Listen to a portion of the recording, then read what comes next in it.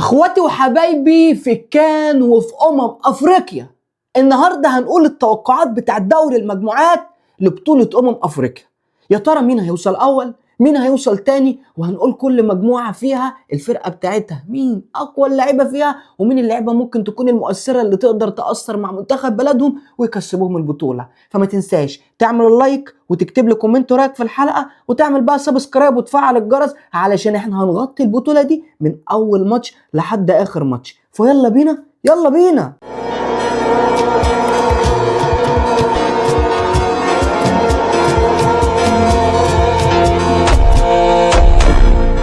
بص يا معلم الباشا، المجموعة الأولى بتضم 4 فرق جامدين قوي: المغرب، مالي، جزر القمر، وزامبيا. زامبيا اللي كانت بطلة 2013، المغرب المرشح الأول للبطولة، ومالي اللي بتضم عدد كبير جدا من النجوم في أوروبا وأكتر فرقة في البطولة لعبت ماتشات على مدار تاريخها، وجزر القمر بالتعداد الجديدة بتلعب كرة كويسة. فأنا شايف إن المجموعة دي هتبقى مجموعة جامدة. المرشح الاول واللي هيوصل اول في اعتقادي منتخب المغرب، صاحب الارض، صاحب الجمهور، المنتخب اللي بيضم عناصر كبيره جدا، اولهم محمد الشيبي احسن باك جوه القاره، تانيهم يوسف بالعمري ناحيه الشمال، روح لنص الملعب الصغير والسبيري، وهتروح للاطراف هتلاقي ابراهيم دياز لاعب ريال مدريد، اللاعب الجامد قوي اللي قدم تصفيات محترمه، الولد اللي بيحط الكره في رجله الشمال ودايما بيخش لجوه، الترنات بتاعته زيها زي ميسي، وده هيفيد وليد الركراكي في اسلوب اللعب بتاعه لان هو بيحب ديناميكيه الحركه. 4 2 3 1 4 1 4 1 4 3 3 على حسب مجريات الماتش. هتروح الناحيه الثانيه هتلاقي الزلزولي، هتروح لقدام هتلاقي بقى مين قدام، هتلاقي النصيري بالطول بتاعه، ارفع من اليمين ارفع من الشمال، ولد بيطير لفوق يحط الكرة بدماغه. فمنتخب المغرب مرشح اول البطوله، وانا مش هذكر كل الاسماء لان اسمائهم كتيره جدا. انا مش عايز اقول لك مرابط، مش عايز اقول لك سفيان رحيمي، انا لو فضلت اتكلم على منتخب المغرب من هنا لبكره مش هخلص. عشان كده بقول لك هو المرشح الاول للبطوله. نروح للمنتخب الثاني وهو منتخب مالي. منتخب مليء بالنجوم ولكن غايب منه النجم بتاعهم بتاع نص الملعب بسومه، من احسن اللعيبه اللي كانت مقاومه في الضغط في البريمير ليج. لكن انت هتروح للناحيه الثانيه معاهم اليو ديانج، دبابه كساحه في نص الملعب، هولدنج على اعلى مستوى، هيغطي على الاجنحه بتاعتهم والباكات بتاعتهم وهم خارجين. انا متاكد ان منتخب مالي هيعمل بطوله كويسه بقياده دومبيا وبقياده كوليبالي وبقياده اليو ديانج في نص الملعب. فمنتخب مالي بنسبه كبيره هيوصل للدور الثاني سواء اول او تاني، وده كانت توقعات المجموعه الاولى ان المغرب ومالي هما الاثنين يوصلوا. يلا بينا على المجموعه الثانيه، يلا بينا. المجموعه الثانيه مجموعه منتخبنا، مجموعه الحلم. نفسنا بعد 15 سنه نبقى ابطال افريقيا للمره الكام بقى في تاريخنا، للمره الثامنه في تاريخنا. نفسي اشوف منتخب مصر بعد اخفاق 2017، بعد اخفاق 2021، بعد اخفاق 19 و23 اللي كان مخيب للامل، بقياده محمد صلاح، بقياده عمر مرموش، بقياده التريزيجول، امام عاشور الفتى الذهبي، واحد من احسن اللعيبه جوه القاره. انا شايف ان امام عاشور هو ده هيبقى احسن لعيب في البطوله دي لو جاب الفورمه بتاعته بعد التعب اللي كان فيه. امام عاشور اللي قادر يوزن لك نص الملعب بتاعك سواء من خط الدفاع او خط الهجوم. فعشان كده منتخب مصر برغم اي حاجه، برغم اي انتقادات، بقياده العميد وبقياده محمد صلاح، انا شايف ان منتخب مصر هيوصل للدور الثاني. خلي بالك منتخب مصر لو وصل للدور الثاني وعدى دور الثمانيه، انا بقول لك منتخب مصر هيروح النهائي، والبطوله دي بتاعتنا علشان احنا معانا نجوم في المنتخب قادرين ان هم يودونا في حته تاني. ومحمد صلاح انا اعتقادي ده اخر افريقيا ليه، فهو مش هيسيب الحلم بتاعه، وده هيكون اعظم رد على ايرن سلوت وعلى اداره ليفربول. نروح للمنتخب الثاني اللي في اعتقادي هيوصل وهو جنوب افريقيا. هتقول لي انجولا، هتقول لي زيمبابوي، لكن انا بقول لك جنوب افريقيا بافانا تيكي تاكا، تجميع لعب ناحيه اليمين، تجميع لعب ناحيه الشمال، الخروج بالكوره يا باشا، افرد الملعب بتاعك. عندهم اللعيب رقم 6 بتاعهم اللي هو مكوينا، اللي كان نفسي في يوم من الايام يجي الاهلي ويكون بديل لاليو ديانج، مش عشان اليو ديانج وحش، عشان خاطر الولد ده بيشوط من ابعد المسافات اللي انت ممكن تتخيلها، بيخرج بالكرة، بيلعب 6 وبيلعب 8 وبيلعب بلاي ميكر كمان. وخلي بالك كل خصائص نص الملعب الموجوده في اي لعيب هتلاقي عندهم مكوينه، عندهم موفو كينج، الولد ده على الاطراف هيخلق فرص كتيره جدا في الواحد على واحد صعب في فرقه جنوب افريقيا هو الفرقة التانية اللي هتوصل من المجموعة دي، وفي اعتقادي المجموعة دي هيوصل إن شاء الله منها منتخب مصر بقيادة العميد حسام حسن، وفرقة جنوب أفريقيا البافانا، ويلا بينا على المجموعة التالتة.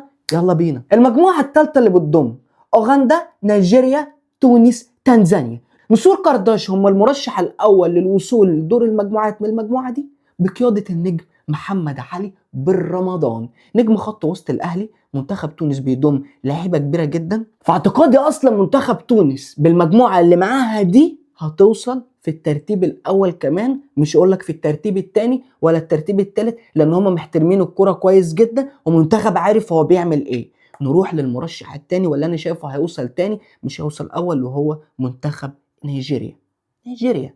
اتفرج على الولد لوكمان واتفرج على اوسيمين، اتنين قادرين بقوتهم الهجوميه وبالامكانيات اللي عندهم والخصائص بتاعتهم، سواء لوكمان على الخط او في الواحد على واحد، او ان هو دايما جناح انسايدر عايز يخش لجوه عشان يعدل على العدله بتاعته، او ان هو جناح خلاق دايما بالفرص لما بيحط الكره على رجله الشمال وهيرفع الاوفر. واوسيمين اللي خارب الدنيا في الدوري التركي، اوسيمين اللي انا لحد دلوقتي متفاجئ انت ازاي يا ابني ما رحتش بريمير ليج، ازاي ما لعبتش فرقه زي تشيلسي، ازاي ما رحتش مانشستر يونايتد، ازاي كنت قادر تبقى هداف العام في كل سنه مع فرقه من فرق الدوري الانجليزي او حتى الدوري الاسباني. انت يا اوسيمين تقدر بمنتخب نيجيريا ده توصل بيهم لحته بعيده، وانا عارف ان انت عينك على البطوله علشان تسوق نفسك كويس علشان تتباع برقم كبير. فانا اعتقادي ان منتخب نيجيريا ومنتخب تونس هم المتاهلين من بطوله افريقيا في المجموعه رقم 3. المجموعه رقم 4 انا شايف ان هي مجموعه سهله جدا، بنين، السنغال، الكونغو، بوتسوانا.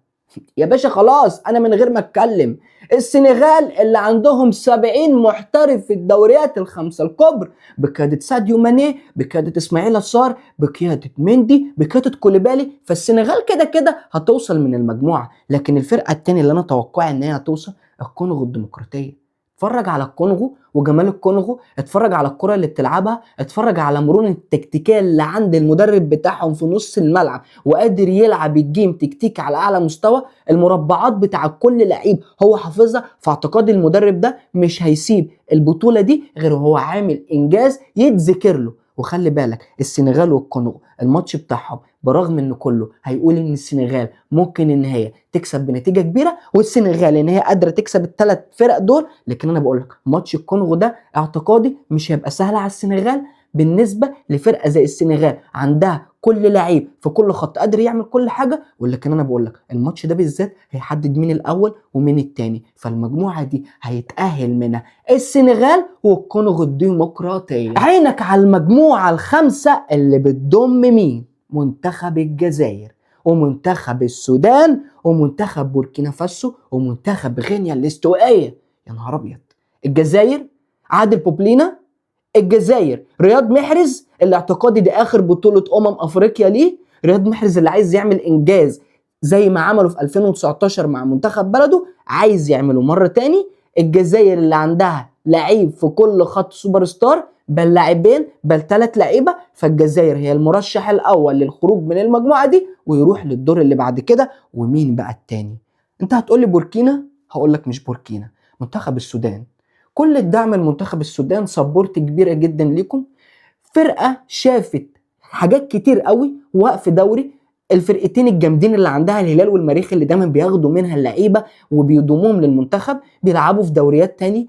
السودان اللي قدرت بالمنتخب بتاعها تعمل بطوله عربيه كويسه وتقدم اداءات كويسه، قدرت في تصفيات كاس العالم تعمل اداءات محترمه في تصفيات افريقيا. فانا بقول لك منتخب السودان مع منتخب المغرب هم اللي هيوصلوا، والجزائر مرشح اول ومنتخب السودان هم الفرقه الثانيه. ودي بالنسبه لي كانت المجموعه 5 او المجموعه ايه زي ما هم ذاكرينها. فهل انت تتوقع ان منتخب بوركينا فاسو ما يخليش منتخب السودان يوصل؟ لان منتخب بوركينا عنده قوه جامده جدا من اول بطوله 2017 وهم بيلعبوا كوره محترمه، لعيبه مباشره على الخط، لعيبه مباشره في العمق، قادره في اي لحظه من لحظات الماتش تخلق كميه فرص من العمق بتاعها. ودي هتبقى مشكله كبيره جدا عند منتخب السودان في الماتش ده، لكن انا عندي ثقه ان منتخب السودان هيوصل هو منتخب الجزائر. انت شايف بقى ان في فرقه توصل فيهم ثالث؟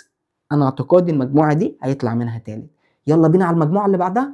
يلا بينا. هنختم الحلقة بالمجموعة الأخيرة، مجموعة زي ما بيقولوا عليها كده مجموعة أكون أو لا أكون. مجموعة فيها مشاكل كتيرة من منتخب الكاميرون بقيادة موبومو، اللي أول ما جه صامويل إيتو عمل حاجة عبثية في الكورة، وإن هو راح جاي شايل المدير الفني علشان ضمم أبو بكار وعلشان خاطر ضمم أونانا، فهو مش عايز الاتنين دول ولا عايز المدير الفني. جاب مدير فني تبعه صاحبه كده، قال له بقول لك إيه، ما تيجي أنت اللي هتمسك. أول مسك الاتحاد خرب الدنيا. في اعتقادي الأجواء في المجموعة دي فيها مشاكل، علشان كده كوت ديفوار، الجابون، الكاميرون، موزمبيق هيوصل منهم اتنين. اولهم الفرقه المرشحه من التوب فور في البطوله دي، وهي بطله النسخه اللي فاتت كوت ديفوار، بقياده بقى مين؟ اماد ديالو نجم مانشستر يونايتد، فرانكي كيسيه، تمام. وحط على بقى ده كله مين؟ النجم الكبير قوي قوي قوي قوي فوفانا بتاع نص الملعب اللي مشي من دوري روشن رجع الدوري الفرنسي مره تاني. لعيب عنده 3 4 رئات، قادر يروح من مركز 6 لمركز 10 ويكمل لحد منطقه الجزاء جوه، قادر يقطع كور في الثنائيات قوي. وديالو اللي هياخد راحته وهو بيلعب ناحيه اليمين، حط الكره على رجلك يا باشا، اعدل على العدله بتاعتك ودي. فانا بالنسبه لي عماد ديالو دي بطوله هتبقى كويسه ليه لو هو مش هيلعب اساسي في مانشستر يونايتد، يقدر يسوق نفسه لفرقه تاني. طب مين المرشح التاني؟ الجابون. يا نهار ابيض، انت رشحت الجابون عن منتخب الكاميرون؟ انا هقول لك انا مش عايز منتخب الكاميرون يوصل، بسبب ايتو اللي دايما عامل مشاكل وعمل توتر الاجواء. في مدرب قدر يوصل من التصفيات ويقدر يوديك البطوله دي وعامل اداءات كبيره جدا، وابو بكار كان قادر ان هو يعمل انجاز كبير، لكن انت بسبب نفسنتك انا مش عايز الكاميرون ان هي توصل لاي دور من الادوار. ولو انا نفسي لو الكاميرون وصلت، نفسي منتخب مصر يقابلها ويكسبها، علشان نبقى الكاميرون دي هي دايما بوابتنا للانجازات. فانت هتيجي تقول لي توقعاتك ممكن يخرج ثالث من المجموعه دي وهو الكاميرون او الجابون. انت مستبعد موزمبيق، مش مستبعد اي منتخب من المنتخبات الصغيره دي لان كلهم بقى بيلعبوا كوره. بس انا بقول لك انا هختم معاك الحلقه دلوقتي ان انا هعد لك في كل مجموعه مين هيتاهل فيها، علشان ترجع لي في الدور اللي بعد كده لما نيجي نعمل توقعاتنا في كل دور. فنروح للمجموعه الاولى، انا قلت لك منتخب المغرب ومنتخب مالي. نروح للمجموعه الثانيه منتخب مصر، الفراعنه، ومنتخب البافانا. ده توقعاتي لاول مجموعتين. هروح للمجموعه اللي بعد كده اللي انا قلت لك خلاص هي تونس ونيجيريا بنسبه كبيره هم اللي هيوصلوا للدور اللي بعد كده من المجموعه دي. والمجموعه الرابعه مجموعه السهوله، فالسنغال والكونغو الديمقراطيه ضامنين المقاعد بتاعتهم في المجموعه دي. واخر مجموعتين المجموعه بتاعه السودان والجزائر، الاثنين دول هيوصلوا. والمجموعه الاخيره انا توقعي كوت ديفوار ومين بقى؟ والجابون بقياده اوباميانج. انت بقى عندك توقعات تاني اكتبها لي في الكومنتات بعد ما هتعمل اللايك وهتعمل الشير والسبسكرايب وفعل الجرس، علشان احنا هنغطي البطولة دي من اول ماتش لاخر ماتش. وباي، واشوفك في الفيديو اللي بعد كده في مباراة الافتتاح لمنتخب المغرب والتشكيلة المتوقعة لوليد الركراكي. سلام.